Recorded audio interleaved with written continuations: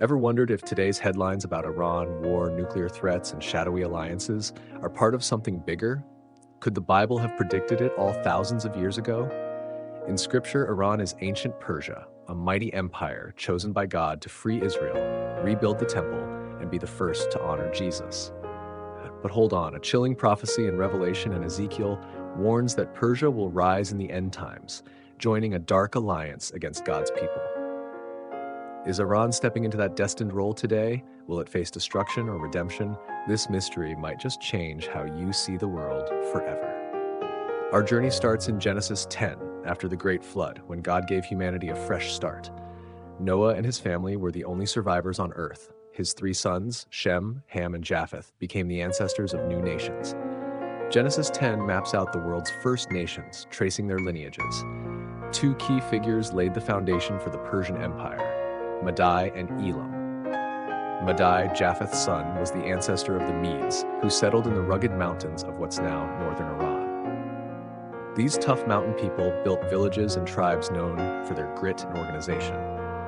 Elam, Shem's son, gave rise to the Elamites, who thrived on the fertile plains of southwestern Iran near the Persian Gulf.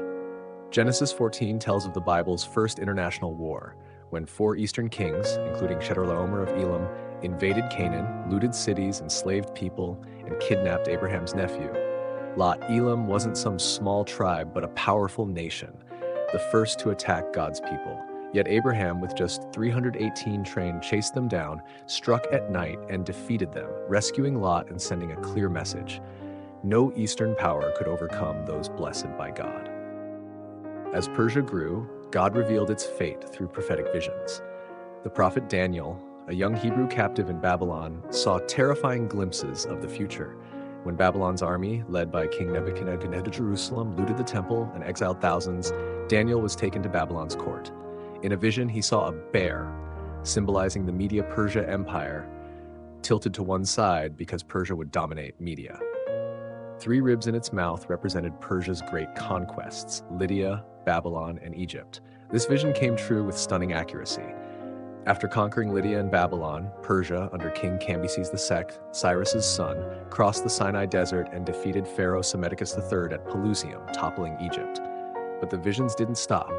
Years later, by the Tigris River, Daniel saw a two-horned ram, one horn taller, charging west, north, and south, unstoppable. A voice explained the ram was the kings of Media and Persia, Daniel 8:20. Then a goat from the west, with a single prominent horn, charged and crushed the ram. This was a prophecy of Greece, led by Alexander the Great, overthrowing Persia. Despite its might, Persia would one day fall. In its glory days, Persia was the world's center, stretching from India to Ethiopia. Under King Ahasuerus in the grand city of Susa in Elam, a miracle unfolded. Queen Esther, a Jewish orphan, won the king's heart and saved her people from genocide plotted by Haman, an enemy of Israel. Persia became a fortress shielding God's people. After Esther's miracle, Persia fades from the biblical narrative as other empires rise. But centuries later, Persia reappears in Matthew 2:1-2. Wise men from the east arrived in Jerusalem asking, "Where is the newborn king of the Jews? We saw his star rising and came to worship him." These wise men, or Magi, were learned astronomers and priests from Media Persia, now Iran. Part of an influential religious class, they studied ancient texts, possibly including Daniel's prophecies, who had served in Babylon and Persia centuries earlier. Daniel foretold the Messiah's coming with pinpoint accuracy in Daniel 9:25.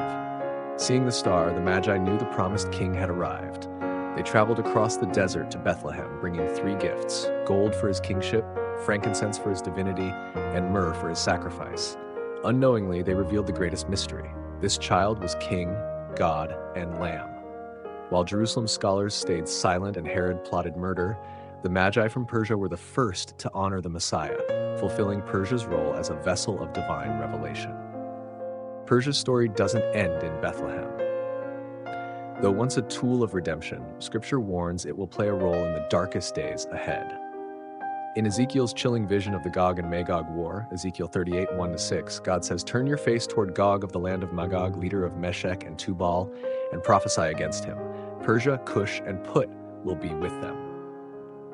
Persia, today's Iran, is named first in a coalition opposing God's people, alongside Gog, possibly a leader from Russia or Eurasian alliance, Cush, Sudan, Put, Libya, Gomer, and Togarma, Turkey, in the Caucasus. They attack Israel like a storm, but God intervenes with earthquakes, fire, and chaos, bringing judgment. Persia will face punishment for defying God's will. Yet the prophet Jeremiah offers a twist. I will break the bow of Elam, but in the last days I will restore the exiles of Elam, Jeremiah 49:39. Despite joining the Dark Alliance, Persia has a chance for redemption. Scripture ends with hope. Nations, even those who opposed Israel, will journey to Jerusalem to worship the King, Zechariah 14:16. Persia, from its origins in Genesis through its redemptive role to its place in the final war, mirrors humanity's arc, fallen, judged, and restored by grace. Is Iran today, with its bold actions, fulfilling its prophetic role? Are we living in a time when ancient prophecies are coming to life?